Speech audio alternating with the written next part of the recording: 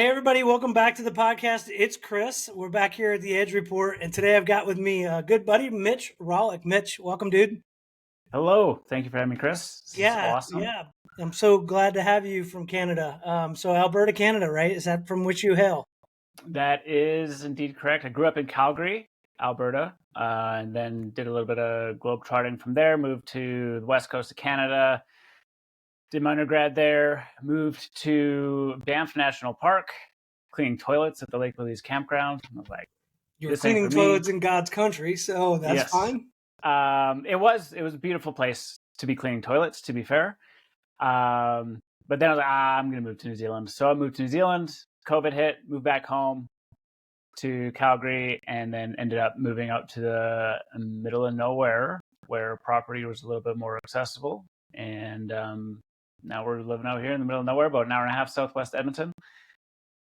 Maddie, myself, and our almost 4-month-old daughter. Yeah, it's amazing, man. Time's flying. Like I knew you before. I knew you when.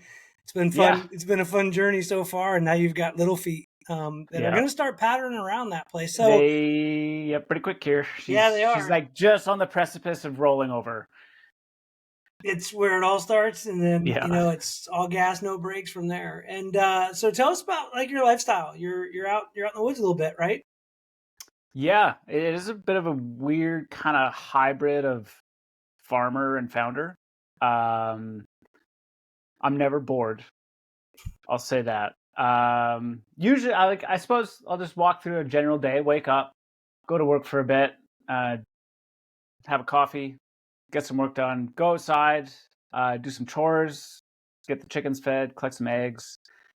Um, it really depends on what time of season it is too. If I love being outside, spending some time in the garden in the morning, that's the best time to be doing it.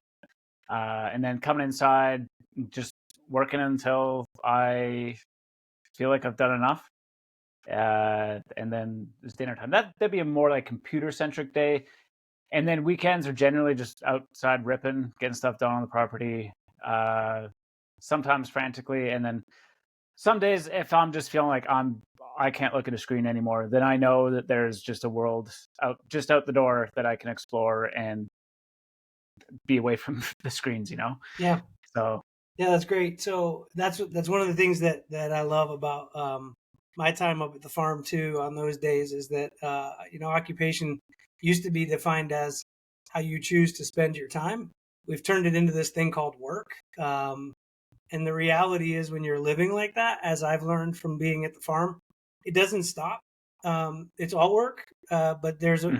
there's more pleasant versions of it, and there are less pleasant versions of it, and then there are some that pay in financial reward, and there are some that pay in nutrition reward, and there are a lot that pay in like the dividend of like your spirit and your body and your health and your Oh vitality.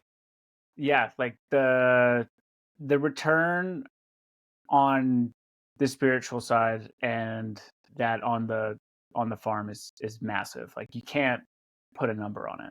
Nature are my power pellets too. They just I can go outside after doing computer work, and I just in a matter of minutes my neck kind of loosens up, and it's just I don't know, like there's real science behind that for sure. We're figuring it out a little bit more as we go, and I commend you for taking that lifestyle, man. The little one's gonna come up in a pretty cool environment. Yeah, it's so fun. And it came just down to food. It's like, okay, well, where's our food coming from? I preach sustainability and regenerative living quite a bit, but it's one thing to preach it and another one to actually practice it. And so it's just like, okay, I can't really be talking about this stuff if I'm not doing it. Right? That's Yeah. pretty much how I feel too. And I can't be practicing it and preaching it without sharing it. So that's what we're doing at the retreat at Firefly Farm is bringing people in, bringing teams in, bringing leadership groups in to have a conversation and quite literally take their shoes off and touch the grass. Our conference room is our barn. We're Yeah. outside. We have outdoor Sick. classrooms. Like it's pretty simple stuff. Yeah. No, and that's the way to do it. I think like what the big disconnect, at least my thought around it is that like my grandparents, they were taught how to live this way. and they didn't teach their kids. And so when it came to my generation actually learning this and living that way, it's just like there's no transgenerational knowledge to be passed down, because there was kind of just this break with the baby boomers. It was like, oh, you don't need to learn. Everything's kind of provided for you, and so you could specialize and do your own thing and go to work and then come home or go to the grocery store, and everything's taken care of for you. You just have to throw this in the microwave, and your whole family's fed. Yeah. And yeah, no bueno. No, I call Turns that out the there's true some cost problems with that. Yeah, I call that the true cost of convenience. You know, we don't really know the true cost of that convenience yet. Yeah. Well, we do actually, and it's quantifiable and qualifiable. But that doesn't mean that people are awake or aware or conscious of the true cost of that. So, yeah. So let's go back a little bit. You know, tell me about your education. Like you have some degrees, and then there's a technology. So we'll kind of start there. Like, what was your path of study? Not talking about the agricultural path of study, but true education. Then we'll go through your regenerative practices, and then we'll get into Landscope. Yeah, for sure. So yeah, my first degree is in Earth System Science. So meteorology, climatology, geomorphology, hydrology, biogeography, GIS, remote sensing, some sustainability stuff, and some more human-centric geography courses as well. And I love that, because on one side of things, it was how I frame geography is, especially the physical geography, is you can look out any window and have an appreciation for what you're seeing. And it doesn't matter if that window is on a train or a car or an airplane or a space shuttle. You can look at the Earth and say, okay, I'm not going to say understanding, because that's crazy. I don't feel like we can fully comprehend everything, but I have learned to have a deep appreciation for the processes that have shaped what I'm actually seeing in front of me right now, whether that's an urban environment or a rural environment or just raw nature. That being said, in that conventional education system, universities, it was, at least when I went, I hope it's different now, it was very siloed in its thinking. Like geomorphology, obviously it acknowledges some parts of climatology, but it wasn't like very interconnected. Especially the human geography and the physical geography, those were like two different things. Those were like, they're almost against each other in a way. It's like, oh, you're a human geography, oh, you're a physical geographer. Where really, I think those things, that's a disservice, because those things need to be melded together, because they're essentially one and the same. And for me, while I was going through that journey, I really started to appreciate food and getting an understanding of the impact of food systems on human and environmental health. Mm-hmm. But I never really threw myself into it. I volunteered at community farms and other farms as well, and I basically would just go to these farms, help weed and harvest, and then I'd go home with some food, which was awesome. Mm-hmm. But that's where I really started to get the taste for awesome, good food. It was like, oh, can I swear? Yeah, shit, yeah. So I was like, oh shit, like this is good. This is what a tomato actually tastes like right off the vine. And I was pretty hooked since then. I ended up getting a job at Parks Canada after my undergrad. I thought that'd be an in to do some more environmental work. But I was just at a campground cleaning toilets. And it was Banff. It was, and like on top of that, my staff accommodation for the summer was a cabin off of the Bow Valley Parkway, which is like one of the most beautiful roads in the entire world. Mm-hmm. And so I would just ride my bike all the time through beautiful mountains. And that's what I did in my spare time. I had no cell service. There's no TV. There was no internet. I had this campfire in front with one of those like cast rings around it with the grid on top. So I would just like be outside chopping wood, cooking outside, having a couple beers, going for bike rides. Dude, it was awesome. But I was still cleaning toilets. And I knew with an advanced degree. Yeah. I was like, this isn't exactly what I want to be doing. And I had been looking into grad school, and what was really calling to me was New Zealand. I had lived there when I was 16 for a little bit. I did an exchange. And even while I was doing my undergrad, I was like, oh man, this city's cool. Dunedin is where I ended up moving to. And I did my master's in applied meteorology there, essentially just meteorological data science. There are some other courses on there too, like mountain hydrology, biogeography, coastal geomorphology. And but my focus was on actually frost prediction for complex terrain in central Otago, where if you like wine, that's where a lot of vineyards are. And I like wine. And so I was like, okay, cool. Let's combine weather and wine. That's pretty neat. Mm-hmm. And so I developed a proof of concept AI algorithm for taking atmospheric pressure patterns and creating a AI algorithm that can attribute the pressure pattern evolution to a frost on the ground. Cool. And then after that, while during that, I met Maddie actually. And a long story, actually, it's a long story, so I'll just tell it. While I was there, I was going through this crazy nutrition kick. Masters was very stressful. So I ended up just really identifying those stresses, and I wasn't well. It was like I was an anxious wreck, stressed out. It's like, okay, I got to be doing something's got to change.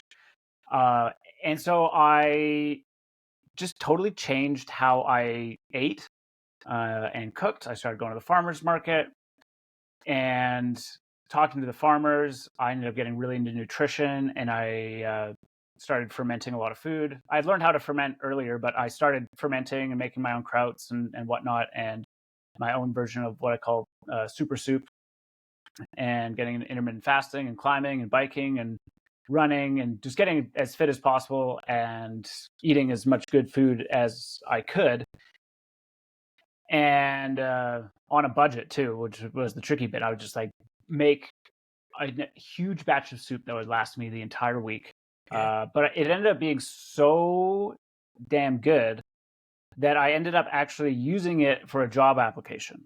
Okay. There was this little yellow caravan outside of where I was going to school, and I ended up talking to the guy. He was a little bit younger than I was, who owned this coffee caravan, coffee and bagels. Really good coffee. And I'd go get a coffee. We'd end up chatting, and it was like, okay, I think this guy's like maybe my friend. And then one day I was just like, oh, screw it. I'm going to go apply for a job there. So I brought down a cup of soup and a handwritten note that was just like, hey, if you need help, I'd love to be a part of the team. Got a text that night. It was like, hey, like we do need help. We'd love to have you in the caravan. And then I was just this Canadian guy in New Zealand taking coffee orders and making bagels for students at the University of Otago. And what ended up happening is I was chatting with Tom. Tom was the guy who owned it. And his dad had the first edition of the Permaculture Designer's Manual. Like the OG first edition of it. And I was talking about, because I was starting to be like, oh, permaculture is like really cool. I was like, oh, dude, just borrow this book. It's just like sitting on my dad's coffee table. And I ended up using it quite a bit in my master's thesis because the climatology section on it was so good, and it totally kind of transformed the way I was thinking about these weather systems. And that was my foray into like really getting introduced into permaculture. I just basically read the whole designer's manual, not the whole thing, but the parts that were applicable for me, being the climate and the first 2 or 3 chapters. And that really started the gears turning on like, okay, this is a design issue. This isn't like we can design ourselves out of this problem that we have. Mm-hmm. And there can literally be abundance everywhere. Mm-hmm. And that really just turned a switch for me. I was like, okay, so now what I'd like to do after I finished my master's, I ended up meeting Maddie in that same caravan. Unbeknownst to me, oh look, my thumbs up. Unbeknownst to me, she is in a different city, but I had just become friends with all of her best friends. And then, long story short, we ended up working in the caravan together, and we've been together ever since. Cool. And I ended up moving up to Wellington, where Maddie was. Couldn't get a job there. I ended up working at a peanut butter factory, thinking about how what I really wanted to be doing was taking a permaculture design course and go back to school to do civil engineering to design cities that were smart instead of stupid. And I ended up reaching out to an ex-oil and gas engineer who was kind of leading the charge of permaculture in Alberta, my home province, Rob Avis. Mm-hmm. And I'm connecting with Rob. I've got Rob actually next week. No way. Yeah. Rob's actually my neighbor. Okay. We'll talk about you tonight. We'll talk about you. Throw eggs. And so I ended up reaching out to him. I paid money to talk to this guy, and he talked me out of going back to school. Rob did? He's like, you've done enough. You don't need to go back to school, dude. You're like, don't do it. And this was beginning of 2020. A couple months later, COVID hits. I'm on the last plane back to Canada. And then I find myself in my parents' basement, just like twiddling my thumbs, learning Python. Like that's all I was doing. Important though. Yeah, super important. I guess I'd been learning Python before that, just visualizing weather events for my friends. Mm-hmm. Like taking when they were born, visualizing the global weather patterns on that date and time, and putting on like a T-shirt or a mug or whatever. Oh, that's cool. Yeah. And that's how I learned Python.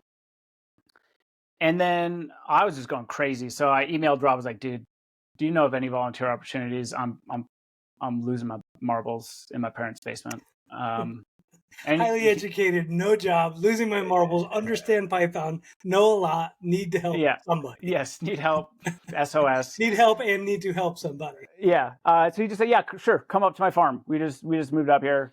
So I went up to his farm, and then I left with a job. Awesome. And I was taking permaculture design courses. I ended up teaching in them, the mapping and the climate sections, planning lots of online events, and really just opening up myself up to that new paradigm of humans can do good. Mm-hmm. We don't need to be a blight on this planet. And I was very much stuck in that. And when I discovered like, okay, started getting my hands in the soil, it's like, all right, cool. Like we have footprints, we got handprints. Let's focus on those handprints and get some shit done. Mm-hmm. And for me, that was planting potatoes. I love potatoes. Yeah, man. Anything that gets your hands in the soil, all of a sudden that starts to get into your skin and quite literally starts to heal you from the outside in. Exactly. Yeah. And my whole outlook on life just absolutely shifted to, oh, cool. Like this is actually kind of easy. Yeah. And you were doing intentional work, right? So, yeah, you know, the old saying, you know, love what you do, never work a day in your life. And, you know, your work right now, with home, with income, with community, it's perpetual and it never will stop. But I bet it doesn't feel that way. There are probably times that it does, that it's insurmountable. But at the end of the day, I would imagine if it's like me, my experience, it's a labor of love. And it's just, you know, we have a saying at the retreat at Firefly Farm, you can't finish a farm, so don't try. Just do what you can today. Do the best that you can today. Use the tools that you have. Paint with the brushes that you have, and tomorrow's another one. Yeah, exactly. That's exactly it. And this whole over the last year, I guess I started working on Landscope last. I got an Instagram message on August 29th of last year. It was like, hey, because I long story short, I was working for Verge and then for Fifth World, and then it just wasn't a fit for me, and I had to do my own thing. So what I was actually doing was, one, working on the farm a lot, and then two, I had an Etsy store, and my Etsy store was the weather stuff. So I'm sure you've seen those like constellation prints where it's like, oh, you can get the constellation on when your anniversary was, or like when you proposed to your wife, or when your child was born, or whatever. Right. And I was doing that, but for weather. Yeah. And then I started making 3D or 2.5D topography art. And I was commissioned for one of them. I posted one of them on my Instagram, and a regenerative landscape designer was just like, hey, this commission, like my project is in it. Like I can see where my project is in this commission. Can you make me a mapping package that I could actually use? And I was like, well, I could try. And I had similar experience with, not similar experiences, but I wouldn't say managing, but I was taking the emails for a similar product. It was just Google Earth Pro packages, and I was like, this needs to be better. But the priorities were different. I was doing other things instead, and this gave me the opportunity. I was like, all right, cool. Like I'm gonna take all of the questions that I have as an Earth system scientist, permaculture educator, and now farmer myself to mapping packages. So I spent, I don't even know, this time last year, I was probably coding 12, 14 hours a day.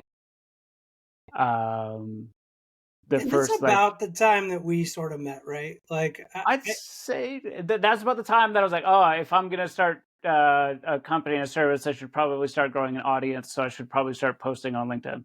And I think as soon as you jumped in and I saw things like rotational grazing and garden design, irrigation management, sustainable gardening, I was like, oh, permaculture. Okay, this is my guy.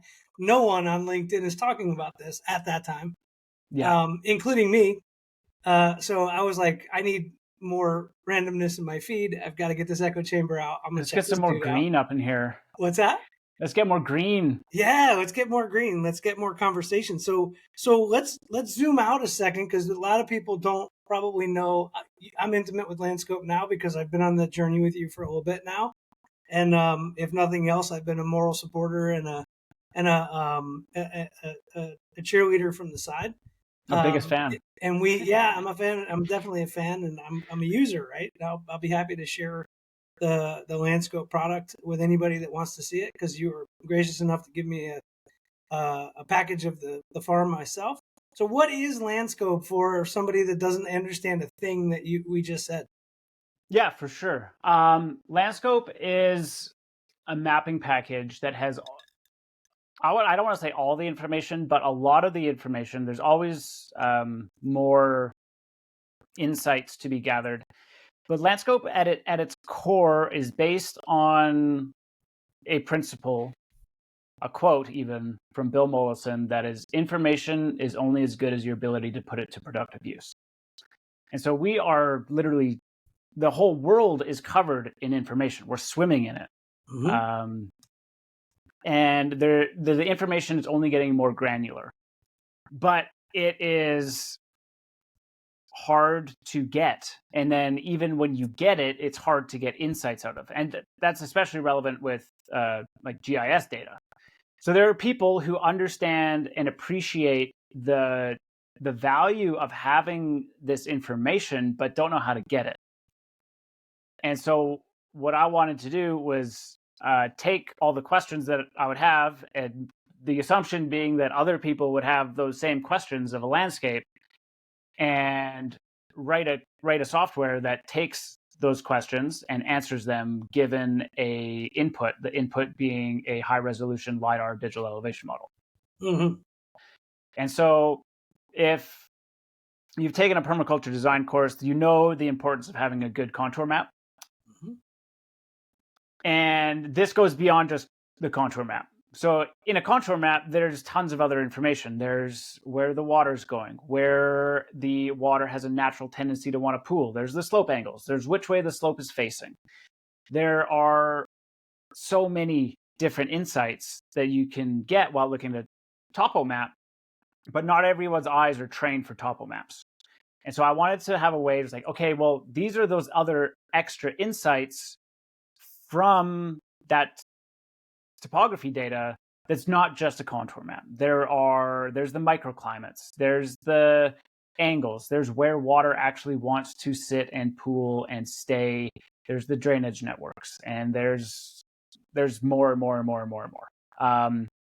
And so that's the idea that Landscope was based on, with the added idea that the current paradigm we're in is we're working on top of land and not with it.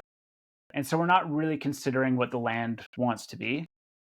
And if we are actually going to be living in a more harmonious pattern with nature, then we need to have a good appreciation of what it actually is, what we're actually working with. And with the data now, like the resolution of the data is as big as my footprint. So you can get a very holistic sense of a very large property and be able to associate or tie two things together that you might not otherwise be able to do with site visits alone. And like even what we were chatting about the other day, you could have ideas that can then be validated on a site visit on what you can actually do with that landscape. So it's a good way of just like validating those ideas, or even just ruminating on them. Like when I go to bed at night, what I think about is like the contour map of our farm. It's like, okay, well, how can I work with that? And I can't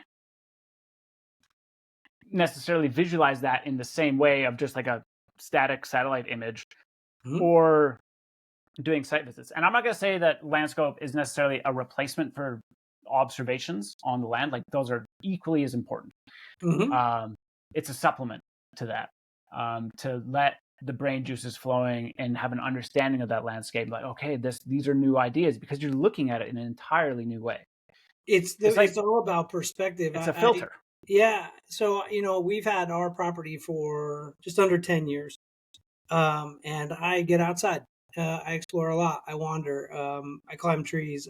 There's not an inch of that property that I'm not familiar with. But when you provided me my report and you showed me hillshade and elevation and some of the hydrology features, like they were familiar, but they looked different. And because it gave me perspective, like I identified with everything where it was, but it instantly sort of confirmed to me that even if you have been on premise forever, if you haven't seen the perspective and zoomed out a little bit from 30,000 feet and looked at it through what you have eight sort of layers, call it that. I don't know if you want to call it that, elevation, hillshade aspect, that kind of stuff. And once you see all that, it is that scope, right? It's scopic. And you can, if you see it before you've been, then you can validate when you're on-prem, and you can see it. You can have already seen it. You get that virtue of perspective. If you've been intimate with the land and you want to know something specifically, one of the hydrology feature layers, like it makes so much sense now why we have water under our house, because it rolls off the hill. Like, and we know this already, but to see it spatially and to get that perspective is everything, especially if you were to be on the front end of discovery, potentially in land acquisition, potentially a developer, potentially a private owner looking to buy or build. Massively, massively helpful. Yeah, absolutely. It's a good thing to go into that process with, and not the best one to sign the papers and then like, oh, that's why. Oh, look, the garage foundation is absolutely compromised. It's like a Carfax report after you buy the car. Like, oh shit, this thing has been pulled like 11 times. And that actually happened. I was on a call with this guy who had just acquired some property in Spokane, and I mean the home inspector said like, yeah, the garage foundation's a bit janky. You might want to fix that. But we ended up taking the flow accumulation layer and then creating a solution for that. Okay, we need to put a berm in here. We need to direct that water to make it an asset and not a problem. It's an opportunity It's being directed towards the wrong place that's Right. making it a problem. So it's an asset to have that kind of flow, but we need to direct it so that it's in a more productive area. Let's get some trees over here, get some swales going, get the trees in those mounds, and then you are passively irrigating your family's orchard instead of screwing your garage. Right. And that's what's so crazy is that like that is really hard to see flat. Yeah. It's really hard to see at a hydrological level because you don't necessarily see the water runoff. But when you can see that hydrology feature in front of you and you can redirect that asset, and to your point, passively or actively irrigate an orchard instead of ruining your garage because you've redirected that hydrology, it's pretty amazing. Like, Yeah. and it doesn't take, like, what does it take to do that? After right? We're not talking about like earth movers and it doesn't take much, right? No, it really doesn't take all that much. But even then, like it does, it's a different paradigm, right? We are operating in a paradigm where we need to get water out as quickly as possible, and we need to turn that on its head and say, no, we need it to stay as long as possible. Right. We need to hydrate our landscapes. That's where actual resilience comes in. Is we can use that as an asset. Don't ship it off full of sediment to the ocean. That's not what we need. We need to hold it back on landscapes, reduce flooding, make ourselves more fire resilient. And that's a really awesome way to do it. And you can get apples out of it and tons of other goodies. Yeah, it's amazing. I have to introduce you to my friend Chris, who he's working right now on a silvopastoral project. It's like 40 acres. He just planted like 1,000 trees, and they started with hydrology because they were getting a ton of runoff. And he's just getting into the farming side. He's got a really cool circular business called Crowntown Compost, which is an urban compost company. Then from there, they have Crowntown Landscape, where they're using their urban food that's turning into compost as part of their base layer for everything that they do in their landscape company. And now they've realized that their compost is at scale. They're like, we need a farm, and then they've made a market space, and now they're doing fresh cut flowers, and now he's stuck, Mitch. He's got the bug now, Yeah. Oh yeah. Once you get it, you're terminally ill. Oh yeah, absolutely. And his kid's out there, and they're riding in a four side by side, and he's 8, and he's doing tours and starting to get people to understand the education side of basically permaculture, certainly regenerative agriculture, and it's just humbling because none of us have all the answers. Some of us have made a lot of mistakes. So it's not that I ever tell anybody what I do. It's I tell people what I did wrong and let them sort of figure it out from there, right? Yeah. There's a lot of sharing in this world, and to be able to have a digital layer that gives you that perspective or sort of sets you straight. For me, I always say compass is not maps. It gives you that wayfinding direction. It's not a map. It's not going to tell you how to get there, but it is going to give you that North Star. And that's amazing.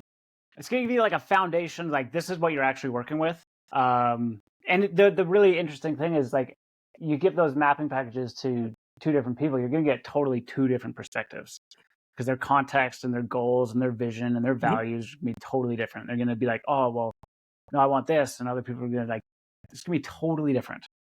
And I love that. One of the things so I also was an earth sciences major, my first major. Before corporate communication, I was a geology major.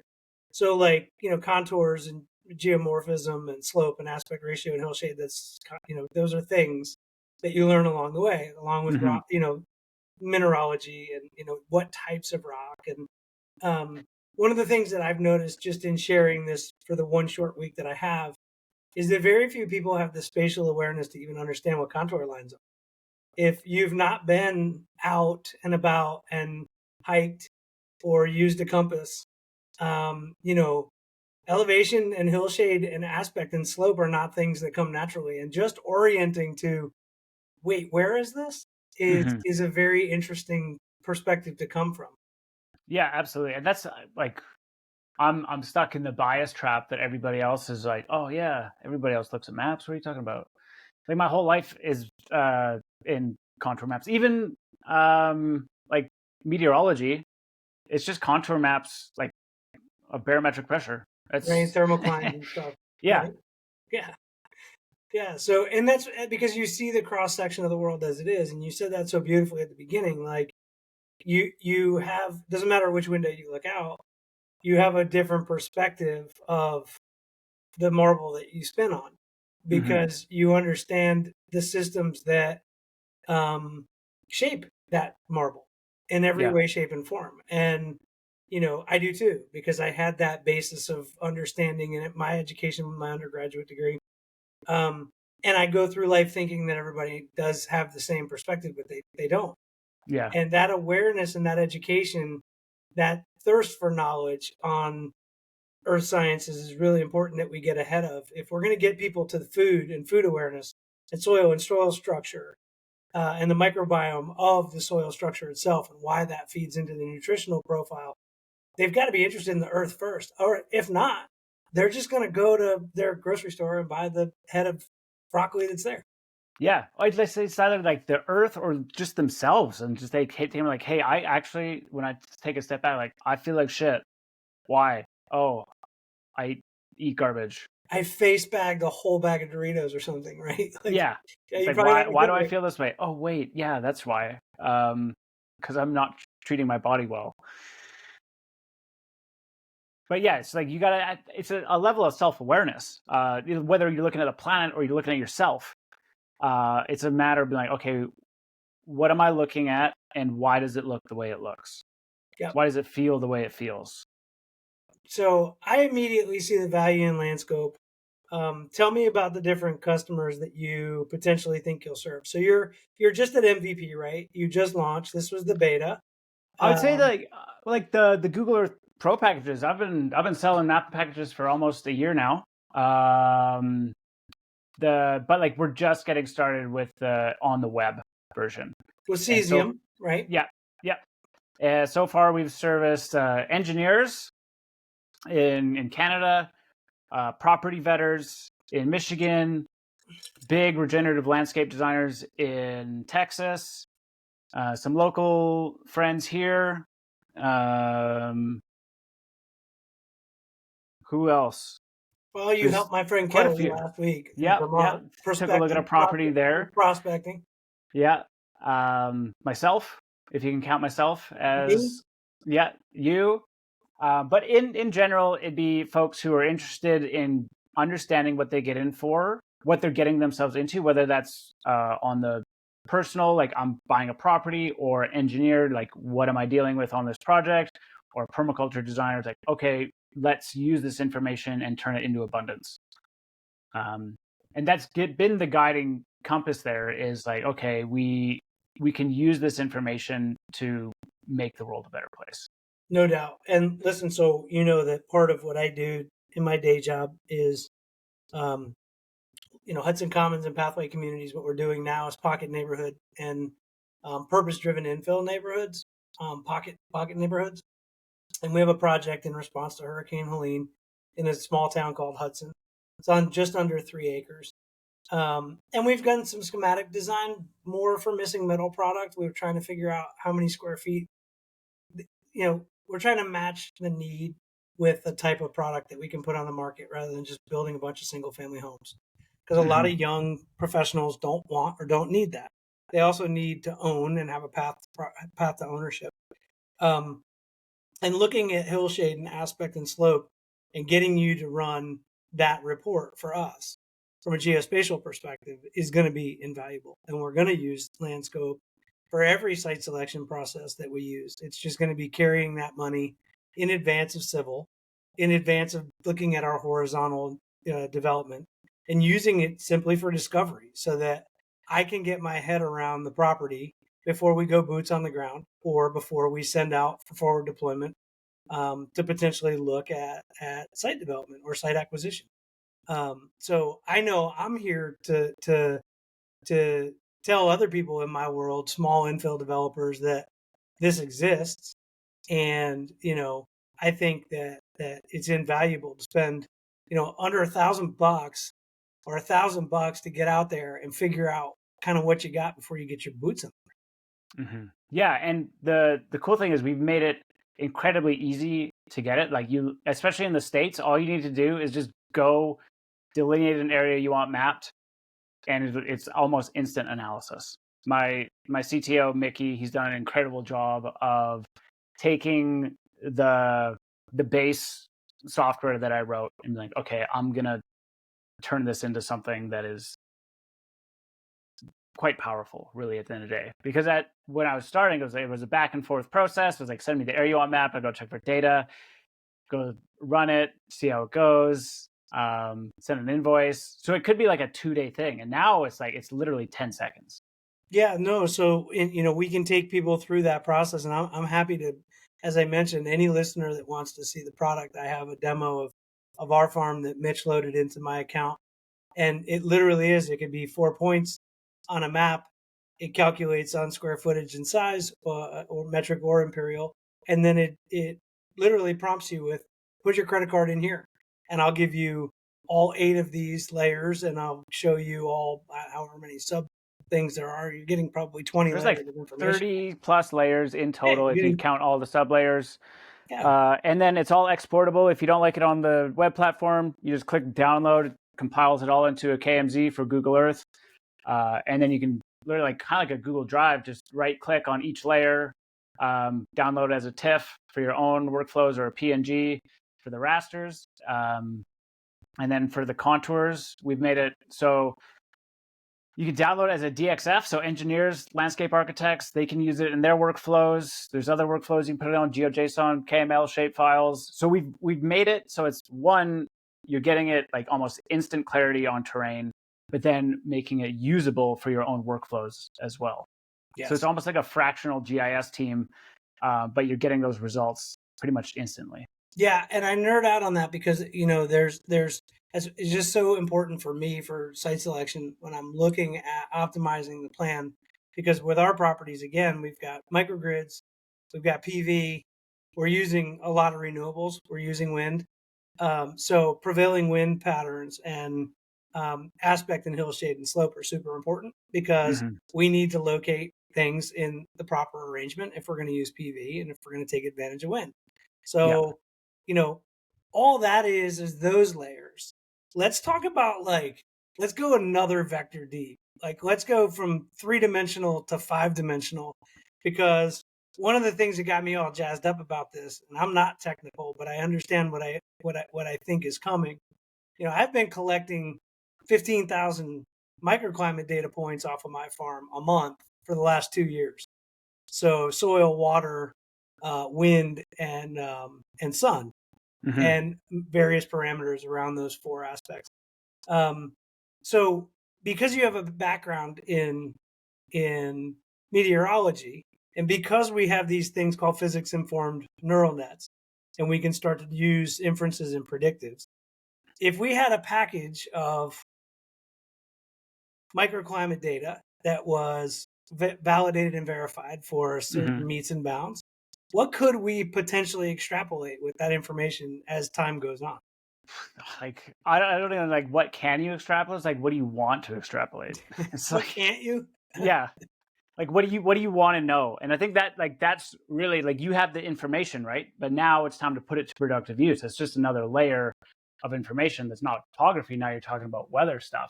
And the cool thing about the weather stuff, where I nerd out about, is it's what's happening at one weather station is going to be completely different than what's happening at another weather station. I've got one weather station right here. I'm guessing that's probably going to be about 16 degrees right now, whereas the one that's over there, that's probably going to be 11. And the wind is going to be totally different. And I think from my perspective, what would be really, and I'm just going to go back to my master's here because that was all about frost. And that's just what I know the most about. But it'd be really cool to model those out. Okay, well, where are the actual frost pockets here? How do they correlate with the aspect, the slope angle, even the topographic wetness index? Because at the end of the day, when you have a frost, it's just the air is more dense, it's going to go follow the path of least resistance. It's the same as water. It's going to pool in the same places. Like those are your frost pockets, is where a pond wants to go. Yep. Totally.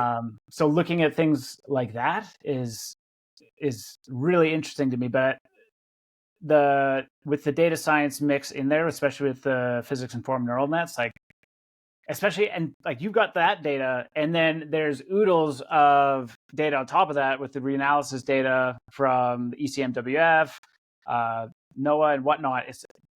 It's insane. It's just a matter of time to be like, okay, an attribution of like, okay, this is what the sky was like. This is what is happening here. This is what the slope angle is, slope aspect is, what have you, and associating them together. Yeah, and I shared with you, like the event modeling opportunity that we had with our sugar maples. Mm-hmm. Our sugar maples traditionally get tapped on a certain day because that's what the Farmer's Almanac has always told us. But for the fact that last year was the warmest February in history, and we're at 3,000 feet elevation, and we're in a 6A hardiness zone, USDA hardiness zone. And it's really about xylem and phloem and about thaw and frost. It's got nothing to do with what calendar day it is. Yeah. It really doesn't care. It's all about the microclimate information. And I went and pulled my sensor data, which I put next to the sugar maples because I was trying to be intentional about gathering that data. And we were ready a full month, it was 45 days earlier than normal. So if we had just waited for what we've always done before, we would have potentially lost all that production for an additional 45 days and then been like, it wasn't a very productive year. It's not that it wasn't a productive year. It's that we missed the catch. You missed the boat, man. We missed the catch. Yeah. And it's because all of our timelines and our relationship with time are changing because they're not data informed, or in my case, they are now data informed. Mm-hmm. So, that $5,000 worth of maple syrup can make or break, or can be the difference between paying your mortgage for a lot of these small local producers and not. If you're first to market with your maple syrup and no one else has it, you have a competitive advantage. Absolutely. And like when you go back to the event modeling too, like my mind goes to one of the counterintuitive ways to mitigate frost is to spray water on your crop, because when the water freezes, it actually releases heat. Yeah. And so when it gets down to 1.4 degrees Celsius, don't know what that is in Fahrenheit, but at 1.4 degrees Celsius at 2 meters, you can assume that anything that's a radiating body is already at zero. So as soon as it gets there, just spray the water, not chemicals, and crops protected. I do this in Florida for citrus and elsewhere for grapes too. And it's super effective. And so much of that can not only inform through notification, but it can also be activated. These Internet of Things can actually turn valves, and we can automate a workflow where you don't have to do anything. It just has to be on. The system has to be online, and it has to be validated and verified. And you can automate that spray where you wake up in the morning and look at that. The irrigation system went off and protected all of our crops last night while we were sleeping. Or you got a notification on your phone and you want physically to take control of that because you want to turn that valve yourself. Fair enough. Yeah. Or you can completely ignore all of it and lose your crop. Yeah. Or just gamble. Or just say, well, I know what it's saying. It's kind of like when you're playing that roulette game with your car, with your gas tank, right? Yeah, I still got some. I got plenty of. Yeah, I got a little bit in there. So it's amazing that what we're doing and how far this can go, and how many different APIs, or as we move into agentic design, how many the MCP process of what we're going to be able to extrapolate if we have a database that's really collecting all of this information, and then us being able to parse out what do you want to do with it. Yeah. It's really an amazing time to be alive, both from a site selection perspective and from a land use perspective. Yeah, it's wild. Like these resources are incredible. And I think like one of the bigger aspects of it is just education. Like, okay, these tools exist. Here's how they can help you. And that's something I'm encountering as well. Is just like, okay, well, the mapping packages are great, but not interpretable by a lot of folks. Well, and the approachability, obviously we've talked about sort of persistence and interoperability inside of the system, but the approachability to this with large language models just becomes so much easier, right? I mean, Absolutely. people are getting more and more comfortable understanding that, prompting is a much more robust way of thinking about searching for information. But, if you've got a custom GPT model or a custom LLM that understands exactly what you're trying to do as a farmer, if you're a row cropper, or if you're a regenerative farmer, or if you're thinking about terms of husbandry or whatever it might be, Mm-hmm. you can load all of that knowledge base together, and you can read through it and parse through it and tell it, nah, not that, more of this, I'm here, not there.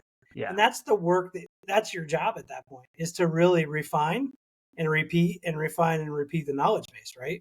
Yeah, absolutely. I find like sometimes if I am using an LLM and it's just like I've spent all this time writing this prompt, it's like, oh, I actually don't even need to use you anymore. Right? No, it knows. I It's know. like, I know, Mitch. I, I know you know this. Why are you asking me? Well, and how many times have you said that? Like ML, it's getting scary good. Where Yeah. I've been called out for having a bad day because I've expressed frustration back to the model, and it's like all of a sudden I'm using OpenAI models, and I've got Azure AI Foundry, so I've got access to tens of thousands of models in the background. And when you use an empathetic model, it's like, Mitch, you having a bad day, dude. Like it literally Yeah. senses I what haven't kind of day encountered you're that having. yet. I Oh, haven't. dude, it's out there. So That's you can wild. start to give it'll start to understand you, and you can understand it a little bit more. It's a whole different podcast Yeah. about like awareness and awake and the conscious machine. But in terms of like what we're trying to get, input, output, the tools that we have for technology are going to far surpass the tools that we had with chemical inputs, because they are as accurate and as precise and as interesting as that technology is. It's really about yield quantity. It's about harvesting. It's about mapping. It's about not crossing over. It's about not using more diesel than you have to. But Hmm. it's really not going into the soil itself and talking about NPK levels and saying, you don't need this, you don't need that. It's right. So this is going to be a far more informed, technologically based system that's going to help regenerative small local producers rather than hurt them Yeah. if they Hopefully. understand the technology. Yeah. That's the thing. And I feel like a lot of folks in that world are less inclined for that type of adoption. There's like keeping a lot of the tools at arm's length, um, which is I like on one level I totally understand. On another side, it's a tool that could be used. Yeah, you don't have to. We have spade shovels that have like good fiberglass handles on them now. You can use a stick or a spade rock in your knees, but like don't hate the shovel. And Yeah. if you're okay with getting past the shovel and you need a little more, and you have a tractor and it has hydraulics and it has a backhoe, feel free to use that as well. These are tools that you can choose not to use. However, Yeah. they do make farming a lot easier. Yeah. Like I've been a user of LLMs basically since day one, and it's like it's so handy for troubleshooting almost anything on the farm. It's so good. Yeah, it is. And I think that, one of the things that is the cornerstone to our pathway communities is digital equity. Part of the problem is in our rural areas, like in America anyway, the average farmer is 58.1 years Yeah. old. And since 2017, we have lost upwards of 240,000 small local producing farms. Hmm. So big business, big agri is definitely, call it winning, if you want to call it that. I don't look at it as a competitive situation. I just think that we're losing the art of the small local producer, and the Hmm. farmer has become akin to peasantry. However, there's a massive resurgence right now of young people that are very interested in living a better life and getting out of the rat race. Their biggest challenge, and our biggest challenge in the United States right now, one of, is rural broadband and starting to redefine what infrastructure is to modern work. Because none of the systems that we've talked about since we've been on here really work without stable connection to the internet. Yeah. and that connection to the internet is a dependency. So that was the biggest challenge I had with COVID when my family went up to the farm, was we had Usenet, which was just satellite dial up, and it was completely throttled. We had, we were so used to unlimited internet and Wi-Fi. All of a sudden, I was a device manager with 6 people and 30 devices. We were getting $800 data bills at the end of the month Oh that my were completely goodness. throttled. So I realized pretty quickly that inventions like Starlink, low Earth orbit solutions, and aerial-driven broadband, that infrastructure is critical. Yeah. And digital connectivity, the digital divide might be more serious as we move forward than even the haves and the have-nots with financial means. Interesting. Yeah. I didn't really thought about that. Like we're on Starlink, and my goodness, has it ever been a game changer? Like we were on cell-based internet before, and just like, oh, storm's here. Nope. Yeah, No look at work's what we're getting doing done. now. I could be, up at my farm. Last week I was on a call with a guy in Adelaide, Australia, and on a call simultaneously on a call with a guy in Ho Chi Minh. So we were literally in couldn't have been in farther places. And I was up at the Yeah. farm in a house that was built in 1846, in Unreal. southwest rural Virginia, where I'm 25 miles from a grocery store. Yeah. So having that stable connectivity and understanding that relationship and the dependency to digital connectivity is really, really important as we move forward with this. So Sick. Mitch, how do people find you? So website's mitch.earth, right? For That's like you. my personal website. I started out I needed something. And then Landscope is just landscope.earth. Or if you want to go straight to the web app, then it's just app.landscope.earth. Okay, cool. So I got to ask you, I ask everybody that joins me, and thank you for spending an Oh, hour with me thanks for this having week. me. It's This been has great. been Oh yeah, fantastic. man, this is the first of many, many to come. Um, at the end of the show, I always ask people sort of the same question because it helps me lump together some organization. Would you best identify or most identify with one of these 3 words? Would you consider yourself a maverick, a maestro, or a misfit? Oh.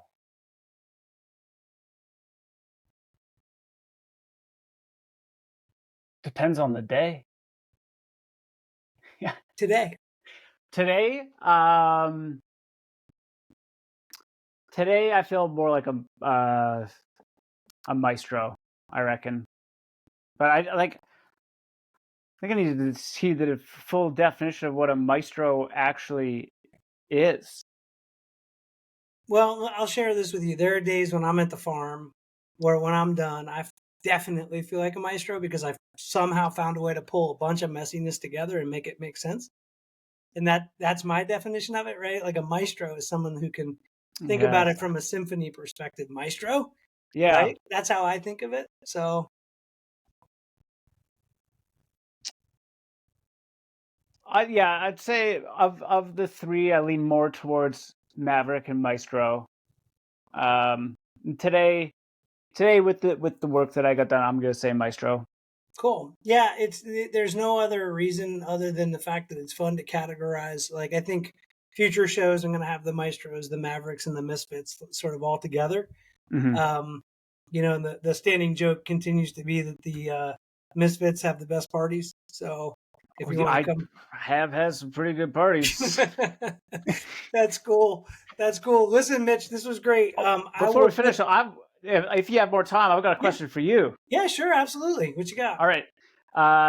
This is the question I used to finish interviews off with when I was conducting them, and that is: you have just been promoted to be, say, the Minister of Education in the U.S., and you need to make sure that every high school student reads 3 books. Which books are they? Ooh, wow. I would start with a simpler way with Margaret Wheatley. That would be my nature book. Um, I still am a huge fan of Mark Twain, so I would have to pick some sort of a fictional story about Mark Twain. Um, And then currently, I think we've got to go sci-fi on some things and think about civics in the future, like something even dystopian, like Upton Sinclair, The Jungle, or 1984. So maybe 2 classics and 1 nature book. That would be Nice. the quick answer. These are high school kids, so it probably wouldn't be like any of these books. Yeah. I think Scarcity of the The Rick Brain or Rubin one might be good the for Creative the high Act would school be students. Yeah, good for high school kids. Everybody deserves a little Rick Rubin. everybody. I'm a big fan of the Long Now Foundation, Stuart Brand's work. So yeah, I would say that Margaret Wheatley's book would go to the top. And in addition to that, not only would I have them read Mitch, but they would have to do a year of service. Mm-hmm. So I believe that that's one layer of our education system that's missing in the U.S. And it doesn't need to be military service by any means, just service where that gap year between high school and college is spent back giving to the community somehow. So, Yeah, and maybe they could read while they were doing some service. yeah.